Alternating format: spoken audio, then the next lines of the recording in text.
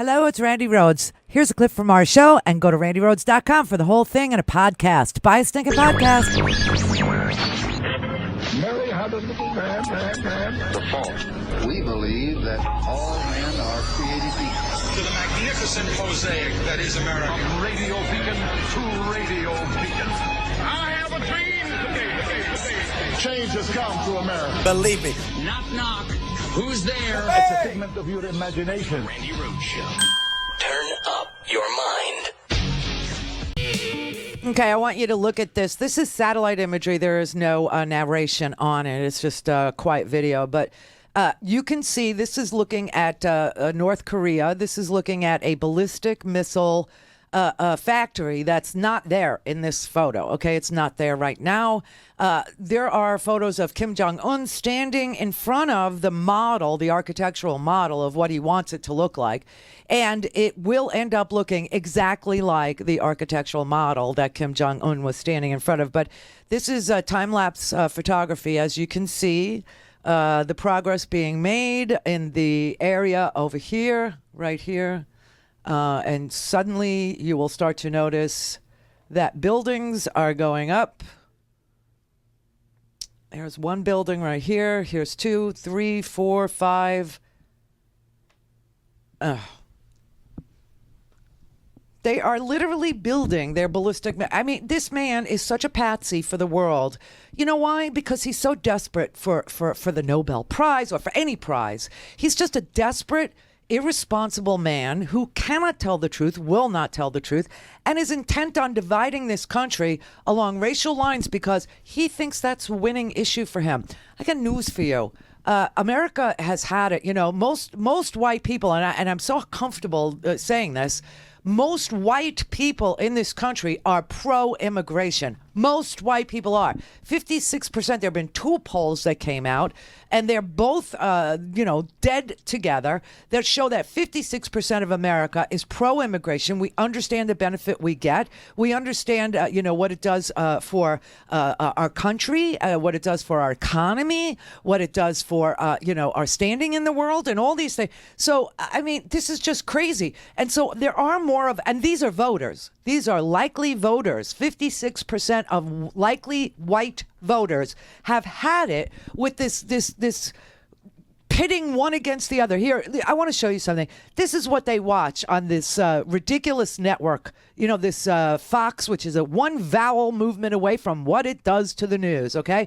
This all happened yesterday in one show, okay?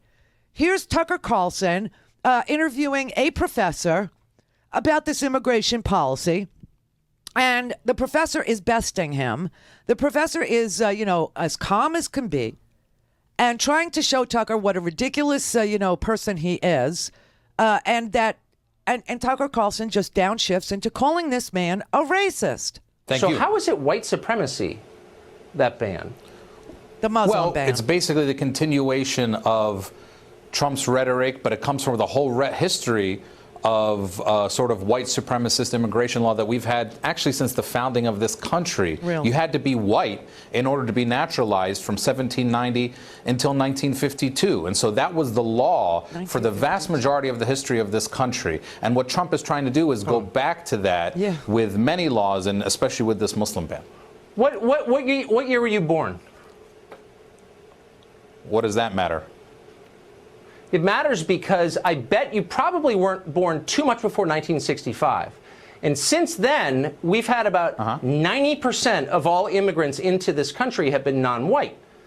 Now, that may be a lot of things. That's not white supremacy. So that's over 50 years of 90% of the immigrants are non-white. It's not white supremacy. Sure. It's like anything but that, right? It's definitely true. I'm not saying that what Trump is trying to stop that, right? Right. What Trump is trying to do is to stop the brownification of America. That's what he ran on. He ran on sort of the anxiety of many white Americans that this country is becoming more diverse.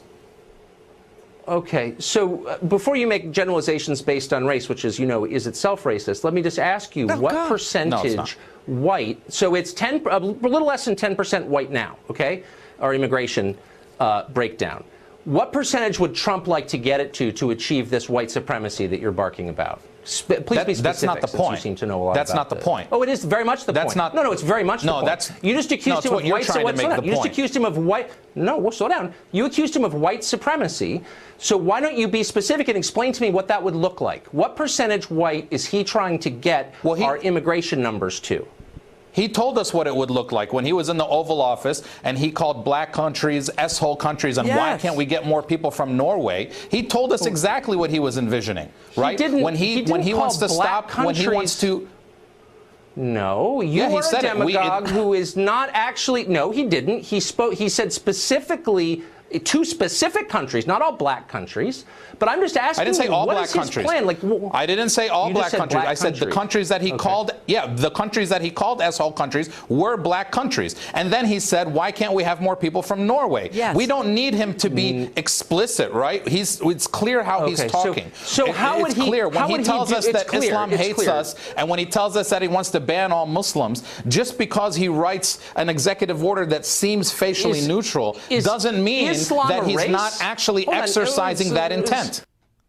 Seriously, dude. And it degenerated until he actually kicked him off his show, Tucker did. He got exasperated, and this man was making, cogent points about the language of Trump, which is nothing new. It's the language of George Wallace. It's the language of slavery. It's the language of genocide. It's the language of bigotry. It's the language of separation. It's the language of, white supremacy and authoritarian.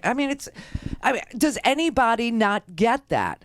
I think everybody gets what Trump's language is used for and why he says, black countries are S-holes, and why he says Mexicans are rapists, and why he says Donald J. Trump is calling for a complete and total shutdown of Muslim countries, right, coming to the United States. Everybody gets what Donald Trump is selling here, and it's white supremacy. If this is a white supremacist country with a white supremacist leader and a white supremacist Supreme Court. I didn't say it says a white supremacist country. We have a white supremacist as a president. Yes. And you said it's a white supremacist Supreme Court. Yes. Okay. Why no, would I didn't say we have a white supremacist Supreme Court. Want to move, the decision was moved, animated by white supremacy, you said. Why would Africans want to move to a country run by a white supremacist? Okay. Look, this country still has a lot to offer. Do you guys take English? Okay. No. But why would they want to move here if it's a white supremacist government? Honestly, are they insane? No, this country, despite the policies of Trump, this country is still a great country to move to. But Trump is trying to reverse that. Yes. Trump is trying to say we have too many people here. He's blaming non-whites for the problems of poor white Americans, and that's how he won, right? And we know that he played on these things. He told us he played on these things. He told us he played on these things. You're giving him more credit than he deserves. You're trying to put words into his mouth that he didn't say. What I'm asking you is someone who is making regular. No. I'm only talking about Trump. I'm going to give you one more chance. It's so frustrating to talk to someone as dumb as you, but let me just try to pinpoint what you're saying. Well, you're purposely listen, Tucker. I know that you agree with Trump's white supremacist policies. I know that you want this country to. Stop. He calls a professor a moron and cuts him off because the professor is showing exactly how Trump won by using racial division, telling poor whites that brown and black people are responsible for their lot in life, playing racist games and dog whistles and bullhorns, really, and trying to reverse the course of this country, which is a nation of immigrants, by suggesting that most of the immigrants coming to this country are from Central America, which is not true. Do you know where most of the immigrants in this country are coming from? India. Yeah. They're coming from India. They're coming from China and Hong Kong. That is where most of the new immigration is. It's just everybody's been focused on brown people because Trump has been cruelest and the most barbaric toward that group of people, separating their babies, their children, their toddlers, their preteens from them, and having to be ordered by courts to hear their claims of asylum within 7 days, thanks to the American Civil Liberties Union, who sued the Trump administration in March because detention rates surged to 96% of all people coming into this country from the southern border. They were all being detained, and at least 1,000 of them have valid claims of asylum, and they can't find their children. This is insane. But, 9 of the people who this lawsuit was filed on behalf of, 9 of them were from Venezuela, Haiti, right? The S-hole countries. And these people have been jailed for up to 2 years waiting for a hearing, and they have credible stories of fearing for their lives. They have, credible danger stories. I mean, this is insane. Okay, so he boots this guy off of his show. Okay, after that, he has another guest on his show. Okay, now he has a guy named Ricky Jones. Ricky Jones is also a professor, but Ricky Jones is also an editorial columnist. He does both. He teaches and he writes. Okay, so right after you have the professor, his name was Amir Zar. Right after he cuts him off and calls him the dumbest man in the world and blah, blah, blah. Then he has Ricky Carlson on. Ricky Jones on, Tucker Carlson, right? And he starts berating him. Here's your quote from you. Why are so many white Americans so brutally mean and inhumane? If I wrote the sentence, why are so many black Americans so brutally mean and inhumane, which I would never write, how would you respond to that? Wouldn't you say you're a racist, as you clearly are? Oh, my God. No, the first thing that I would do is I would read the piece. And I think, unfortunately, as I talked to your producer this afternoon, I mean, being pugnacious with people like you and I, when we don't know one another, certainly, but we're both Americans, it makes for good television. But it doesn't make for people understanding one another. I'm quoting your piece. You tell me, hold on, is this quote incorrect? And don't lay this nonsense on me. Why are so many? Are these your words? Tell me what you meant by it. Why are so many white Americans? I'm being patient with you, but when you start spinning me, I lose my patience. I'm going to be patient with you. I'm going to be patient with you and let you ask and answer the questions if you'd like to, but we'll run out of time because television is certainly a short platform. But again, I encourage people to read the piece. Why are so many white Americans so? You've said that 5 times. Why don't you answer my question, which is, would it be okay for me to write the sentence, why are black Americans so brutally mean and insensitive? If you would, please answer the question. I'm answering the question. The first thing that I would do, I would not limit myself in a very myopic way to one sentence of a piece. I would endeavor to read the entire piece, which you certainly are intelligent enough to do. It's 800. I'm going to read you Professor Ricky Jones' piece, which is entitled, Was James Baldwin right when he called white Americans moral monsters? Was James Baldwin right? He's asking a question based on the legendary writer James Baldwin, who started working on a manuscript after Medgar Evers, Malcolm X, and Martin Luther King Jr. were assassinated. The piece that Baldwin wrote is from 1979, 11 years after the murder of all 3 of the civil rights leaders' murders. And he wanted to know Professor Ricky Jones wanted to know, was James Baldwin right when he asked if white Americans are moral monsters? And Tucker Carlson literally berated Professor Jones, called him a racist, and this was one after the other on his show. He invites people on so he can shut their microphones off and make racially charged arguments against people who are showing him the president makes racially charged decisions to jail people, to separate mothers and children. That what's happening is race-based. I'm answering the question. The first thing that I would do, I would not limit myself in a very myopic way to one sentence of a piece. I would endeavor to read the entire piece, which you certainly are intelligent enough to do. It's 800 words, okay? This is not the Republic here. This is an op-ed. So can you account for one sentence in that piece? Can you just answer my question? If I wrote an 800-word piece in which I said, why are black people so awful and morally deficient, what would you think of that? I would not think you were a racist, but I would think that you are racially insensitive if you would take a piece and not look at the genesis of that piece and place it into historical and literary context. And do people who are watching your show and reading the piece with attacking people on the basis of their race, which is so common on the left now? Don't you see yourself as part of the problem, as a driver of race hatred? You don't see that? No, that's not what the piece does. What I find troubling, yes, it does do that. Is I understand many white brothers and sisters may not even be aware of what they're doing.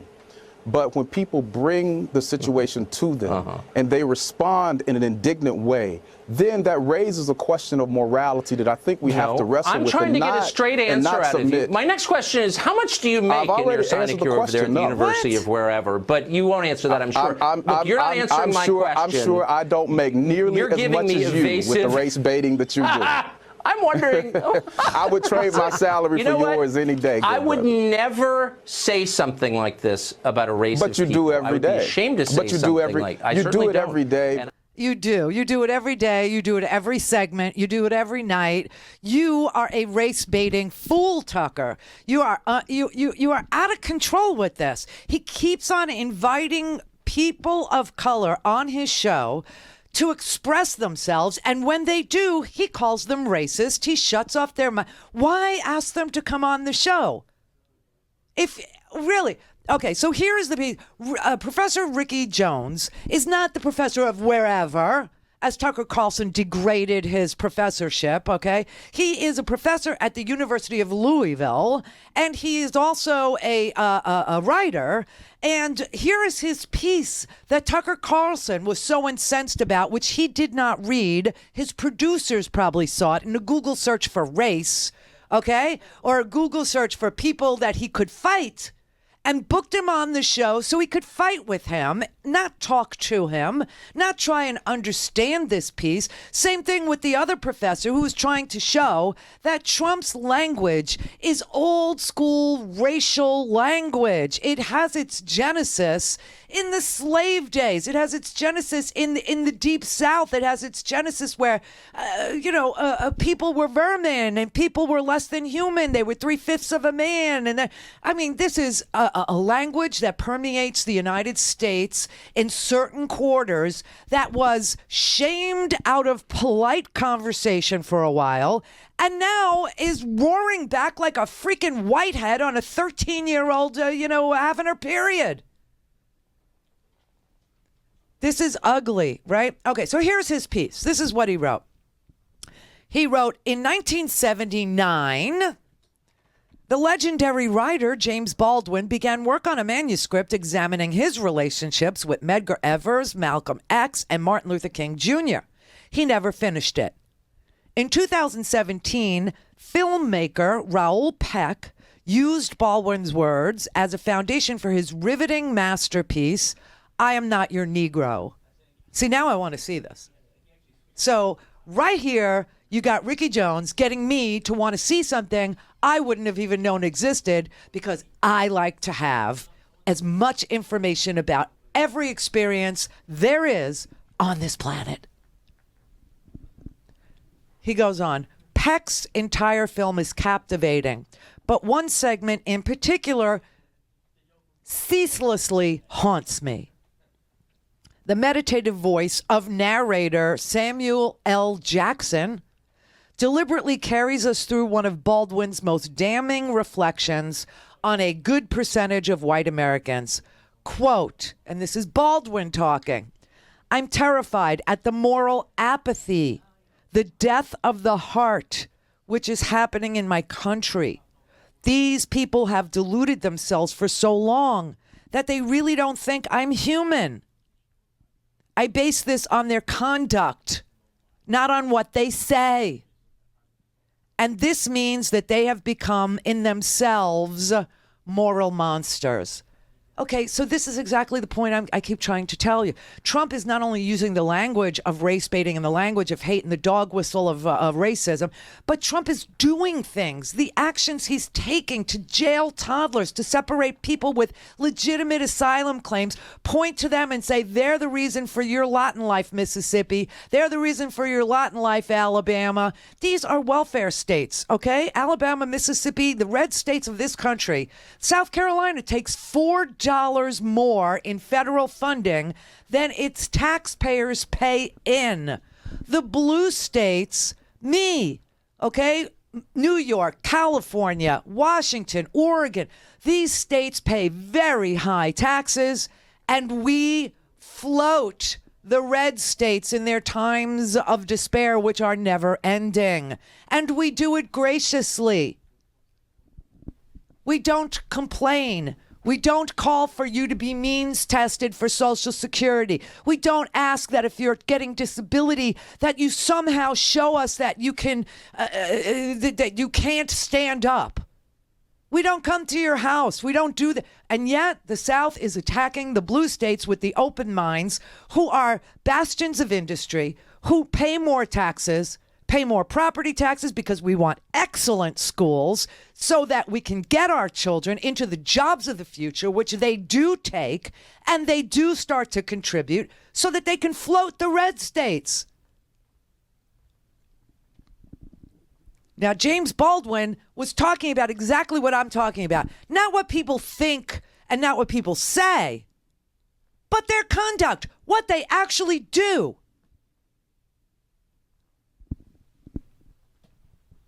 He said, I base this on their conduct, not on what they say. And this means that they have become in themselves moral monsters.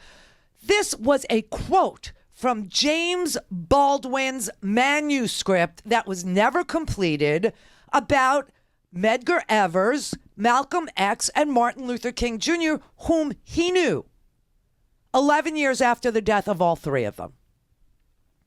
And Tucker Carlson says, answer the question, please. Why do you say moral monsters? Why do you say that in your piece? Why do you say that? It's only, he goes, why don't you read it? Instead of taking it out of context and having a myopic view of what I'm trying to say here, why don't you read it?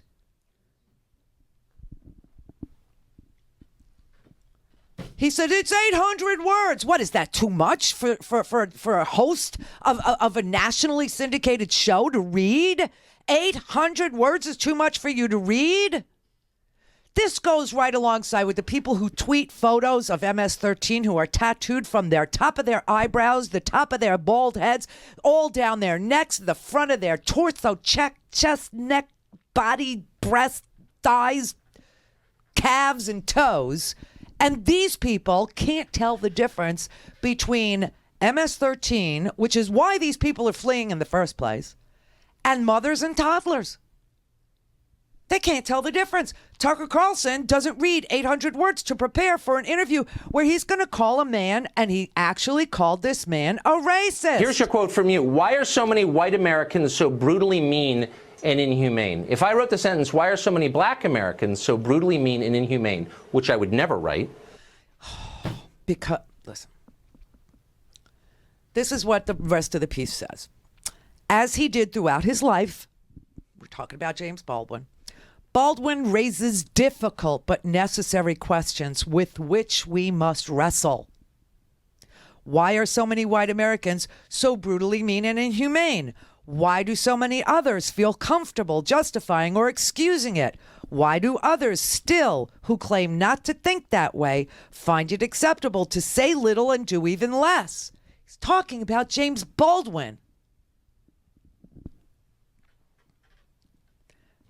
Then Professor Jones says, make no mistake, there are whites who stand in the tradition of William Lloyd Garrison, John Brown, and others. However, reasonable people must admit they are the exceptions, not the rule. To be sure, no matter how sensibly and dispassionately one approaches the subject, meaning race, many whites immediately paint them as angry black people, reverse racists, or maniacs, which is exactly what Tucker Carlson portrayed this calm,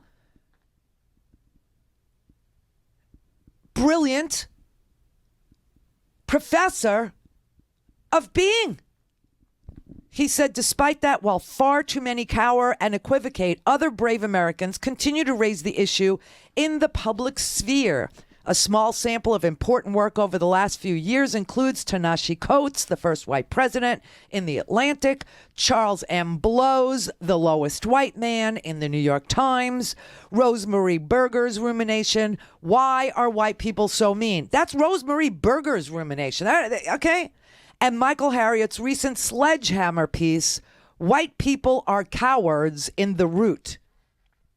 All of these writers, along with stalwart academics like Duke University's William Sandy Darity, Emory University's Carol Anderson, and others, contextualize the subject and push back against the emerging narrative that white American mean-spiritedness appeared and apexed in the ascension of Donald Trump. That is a lie. The truth is, none of this is new. Its genesis is actually rooted in times long before America's current anti-black and brown immigrant president's family immigrated to the country. Voter fraud is a canard. Voter suppression, however, is real and not new. It's been around since the limiting of the franchise to property-holding white men at the beginning of the country's political story. Forcing the extension of it to others has always been a struggle. Traumatizing families and children of color is not new. White Americans enslaved blacks, raped black women, demonized black men, ripped black children from their parents, sold them all when profitable, visited any number of inexcusable atrocities upon them, and justified it all. Those who resisted were threatened, punished, or killed. And once slavery ended, whites continued to glorify slavery and the Confederacy with flags and statues, monuments, political candidates who reaffirmed all the nastiness, reaffirmed all the death. They still do. The Supreme Court's support of such indecency is not new. Remember Dred Scott and many other legal blows to decency and democracy. And that only scratches the surface. Native American genocide, black codes, grandfather clauses, poll taxes, intimidation, disproportionate incarceration, convict leasing, Jim Crow, Japanese American internment, police murder of black men, women and children, often without consequence. None of it is new. It's the continuation of a long-standing pattern.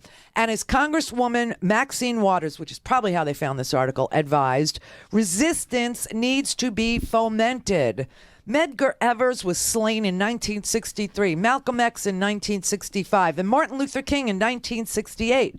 James Baldwin passed in 1987. None of them ever experienced Donald Trump. But all of them witnessed omnipresent American white supremacy and meanness.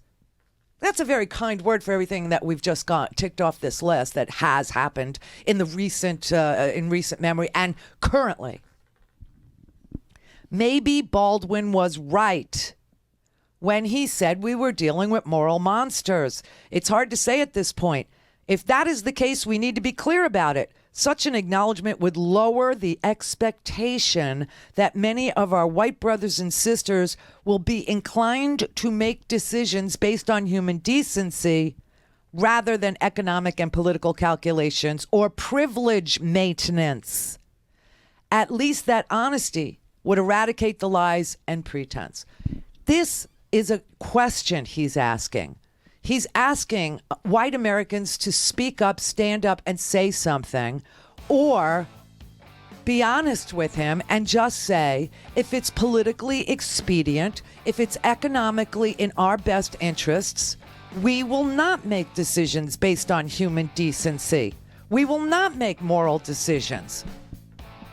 He just is asking white people a question. Why, when you make decisions, do you make them based on morality and decency?